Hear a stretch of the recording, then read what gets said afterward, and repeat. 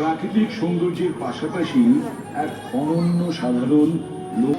পশ্চিমবঙ্গ, ভারত তথা বাংলাদেশ ও পৃথিবীর বিভিন্ন প্রান্তে এই শিল্পকে সমাদৃত করেছেন তিনি হলেন যুব। সালের 1 জানুয়ারি ফরিদপুর জেলার তাম্বুলখানা গ্রামে তাঁর মাতুলালয়ে জন্মগ্রহণ করেন। তার সম্পূর্ণ নাম জাসিমউদ্দিন মোল্লা হলেও তিনি শুধুমাত্র পল্লী কবি বা শুধু ছিল একই জেলার গোবিন্দপুর গ্রামে। চলুন এবারে ঘুরে আসি কবি জসিমউদ্দিনের অমর লেখনী সমৃদ্ধ বিশেষ প্রকারে কাঁথা। আর এই কাঁথা শিল্পেই সেজে উঠেছে আমাদের মাতৃমণ্ডল।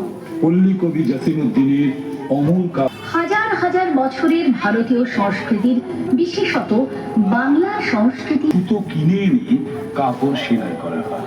সাধারণ কাঁথা সেলাইয়ের পর এর ওপর মনের মাধুরী মিশিয়ে ফুটিয়ে তোলা হয় বিভিন্ন নকশা, যা উপন্যাসটি রূপাই সাজু কাব্যটিতে নকশিকাঁথার সূচি শিল্পকে প্রাধান্য দেওয়া হয়েছে এবং গ্রাম বাংলার